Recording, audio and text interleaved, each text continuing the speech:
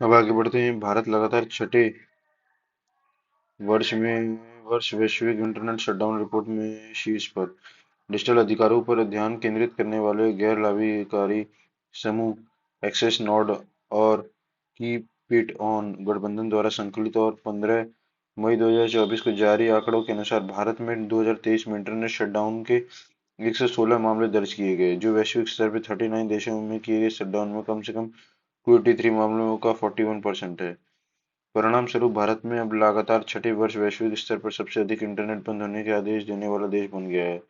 2023 को सिकुड़ता लोकतांत्रिक बढ़ती हिंसा इंटरनेट शटडाउन नामक रिपोर्ट में कहा गया कि भारत में स्थानीय शटडाउन के बजाय क्षेत्रीय शटडाउन की प्रवृत्ति बढ़ी है, मुख्यतः मणिपुर और पंजाब में।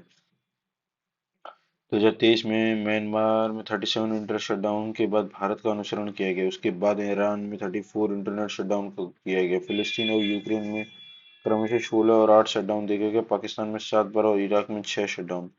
फेसबुक को 11 देशों में 23 बार ब्लॉक कर दिया गया। इसके बाद ट्विटर को 10 देशों में 21 बार ब्लॉक किया गया। व्हाट्सएप को 9 देशों ने 19 बार और यूट्यूब को 7 देशों में 17 बार ब्लॉक किए गए।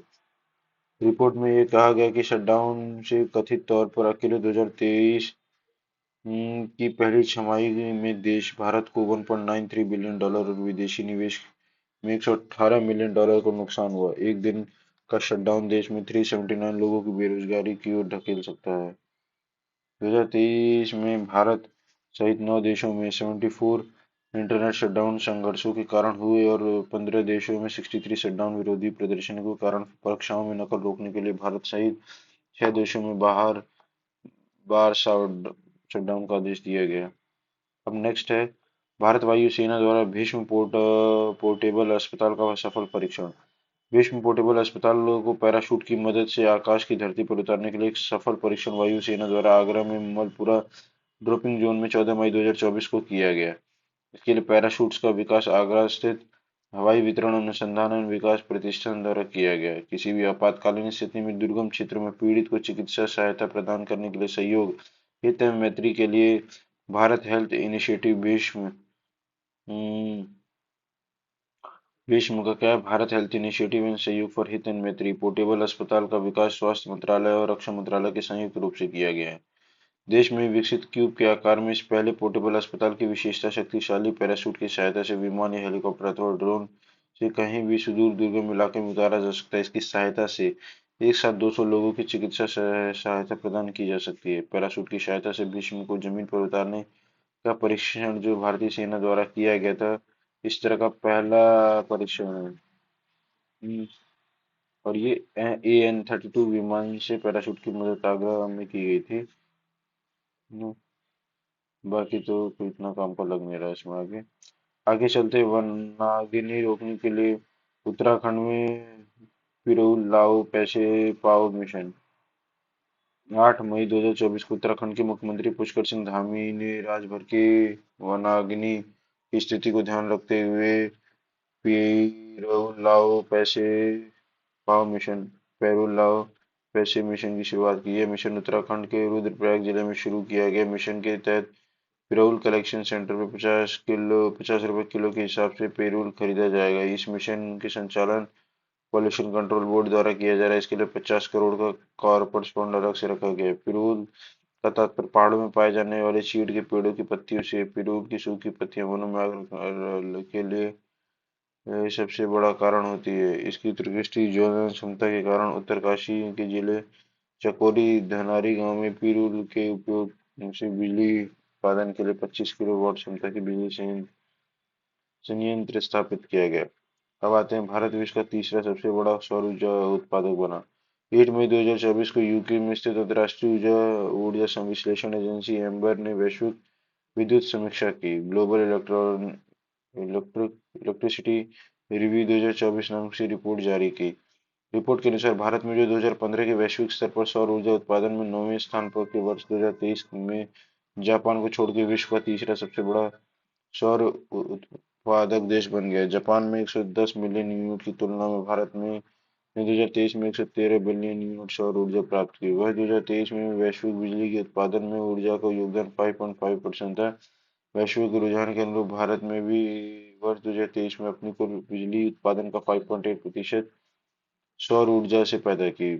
पांचवी global electronic electricity review report 2024 ने विश्व में 80 देशों की रैंकिंग प्रदान की।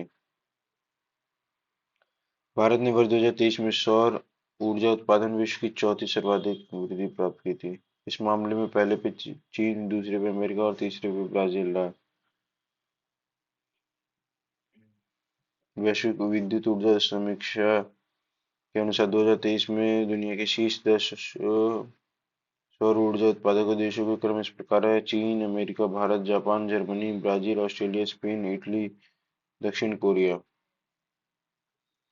महाराष्ट्र के पहले संविधान पार्क का उद्घाटन 29 अप्रैल 2024 को महाराष्ट्र के पहले संविधान पार्क का उद्घाटन पुणे में किया गया। इस पार्क को भारतीय सेना और पुनीत बालन ग्रुप द्वारा संयुक्त से विकसित किया गया। पार्क का उद्घाटन general officer commanding in chief दक्षिणी कमान लेफ्टिनेंट जनरल अजय कुमार सिंह ने किया। यह संविधान पार्क संविधान के संस्थापक नेताओं के लिए एक श्रद्धांजलि है। यह पार्क भारतीय संविधानों के मूल के प्रति एकता और प्रतिबद्धता का प्रतीक है। इस संविधान पार्क में भारतीय संसद की प्रतिकृति पर राज्य चिन्हों वाले 3 सिंहों की प्रतिकृति लगाई, जिसमें संविधान की प्रति लगाई गई है। जहाँ ही इस परिसर में संविधान के नागरिकों को 11 कर्तव्यों की जानकारी दी गई है। ध्यातव्य है कि भारत का पहला संविधान उद्यान जयपुर, राजस्थान में स्थापित किया गया था। भारतीय संविधान को 26 नवंबर 1949 की संविधान सभा द्वारा अपनाया गया एवं 26 जनवरी 1950 को लागू किया गया। अब चलते हैं देश में तेंदुओं की रिपोर्ट की गणना ये 2022 की। केंद्रीय पर्यावरण एवं जलवायु परिवर्तन मंत्री भूपेंद्र यादव द्वारा 29 फरवरी 2024 को प्रस्तुत status of leopards in India शीर्षक वाले तेंदुआ गणना रिपोर्ट में देश की तेंदुओं की संख्या 2022 में 13,874 आकलित की गई। उससे पूर्व 2024-14 में यह संख्या 7,910। इस प्रकार 2018 की तुलना में 2022 में देश में तेंदुओं की संख्या 7.95% की वृद्धि हुई है।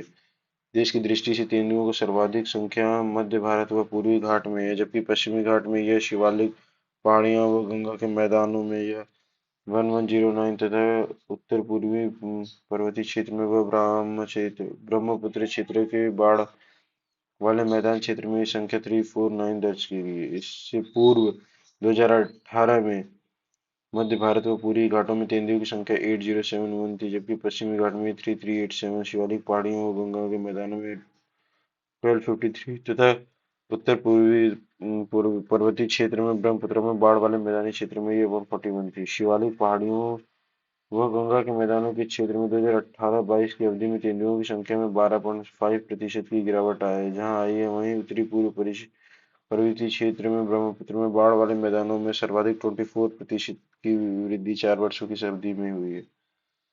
राज्यों में 2022 में तेंदुओं की सर्वाधिक संख्या मध्य प्रदेश, फिर महाराष्ट्र, फिर कर्नाटक और फिर तमिलनाडु में है। उत्तर प्रदेश के राज्यों में मध्य प्रदेश में तेंदुओं के पश्चात छत्तीसगढ़ में, राजस्थान में, उत्तराखंड में, बिहार में और झारखंड में ये 51 में है। तो ये फिलहाल इतना।